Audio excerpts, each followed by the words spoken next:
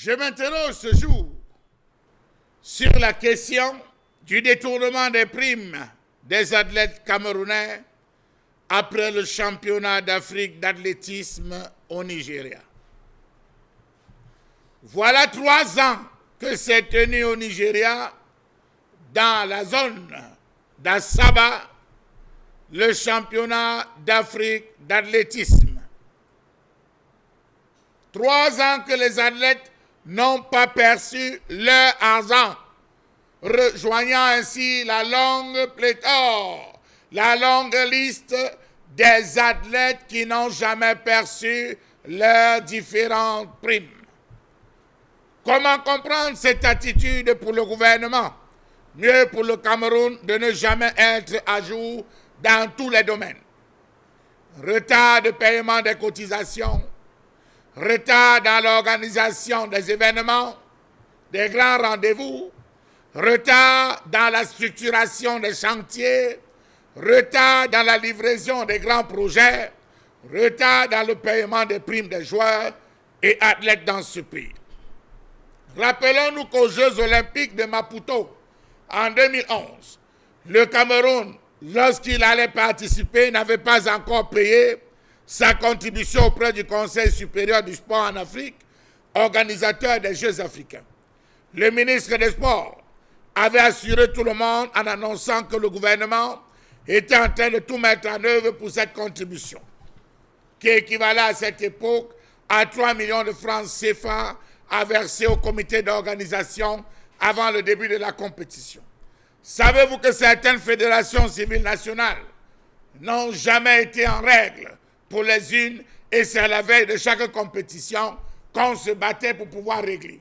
Pour le cas de Maputo, la fédération camerounaise de boxe était restée redevable de $750 à la Confédération africaine de boxe. La Confédération camerounaise de karaté avait des aérés qui s'élevaient à 15 millions de francs CFA depuis 1996. Vous vous rendez compte qu'au Cameroun, on brille par des retards, des détournements et le faux. Comment comprendre qu'à chaque fois, il faut toujours faire du bruit pour se faire entendre dans ce pays? Comment comprendre que les Camerounais qui sortent, hisser très haut le drapeau camerounais à l'étranger, reviennent avec des médailles, ne soient jamais valorisés et on ne réussit pas à donner leur dû? Qu'est-ce que le Cameroun fait pour assurer l'avenir de ses athlètes? Question, si même les primes, ne serait-ce que de participation, ils n'ont pas. Comment comprendre que depuis 3 ans, les athlètes ayant participé au championnat d'Afrique senior d'athlétisme à Saba 2018 au Nigeria n'ont toujours pas perçu les primes? Les athlètes camerounais depuis 2018 n'ont toujours pas de primes. Répétition en vaut la peine. Ils ont participé cette année-là au championnat d'Afrique. Le championnat était tellement beau que le ministre a dit dès votre arrivée, nous allons nous occuper de vous. Le ministre de cette époque n'était personne d'autre que Bidou Pat. Il était à la tête de ce ministère. Rappelons que c'est l'une des compétitions où l'une de nos compatriotes a été vice-champion d'Afrique. Oui, il faut le préciser, là-bas à Saba en 2018, elle a été vice-championne d'Afrique. Elle est rentrée, même donné l'eau glacée à sa mère, même donné le jus de foléré à ses frères. Elle n'a pas pu parce qu'ils ont mangé leur prime. Jusqu'à ce jour, ils n'ont rien perçu comme frais de stage ou de participation à cette compétition. Comment comprendre que les gérants des délégations camerounaises, Grand Manitou, font tout et tout pour gâcher la carrière des enfants? Ils bloquent tout, les primes de qualification et de préparation. Rappelons-nous de la déclaration du boxeur camerounais Albert Menge a ici qualifié pour les Jeux olympiques de Tokyo qui ont eu lieu le 23 juillet 2021 de ce côté du Japon.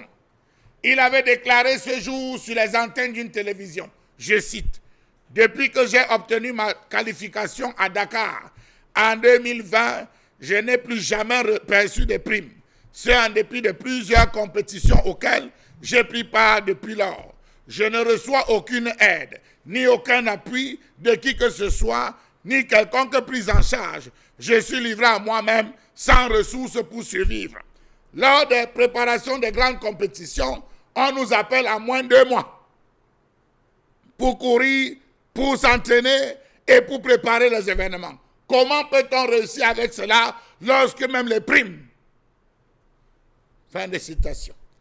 Ils ont fait des requêtes, ceux de 2021, ceux de juillet 2021, hélas, rien n'a été fait.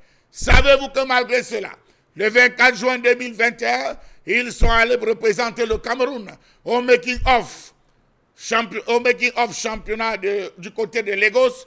Le même gouvernement leur avait promis encore qu'ils recevront les primes dans le bref délai et jusqu'alors, rien. Nous parlons là de ceux de 2018, ceux qui ont participé au championnat à Saba de ce côté du Nigeria.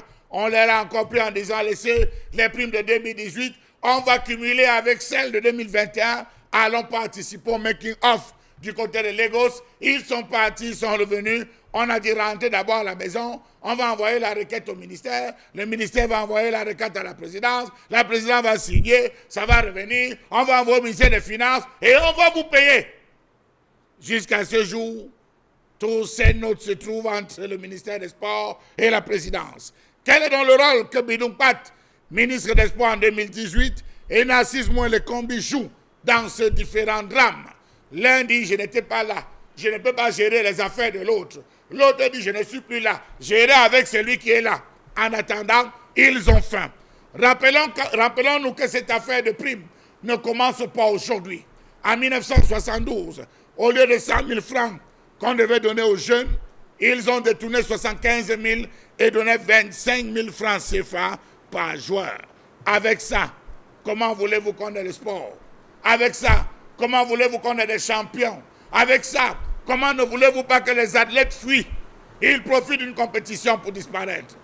Ainsi va cette République, ainsi va les différents sports. Pourtant, le chef de l'État l'avait dit, il n'y a pas de sport majeur ni de sport mineur, mais il n'y a que des joueurs et des athlètes pauvres.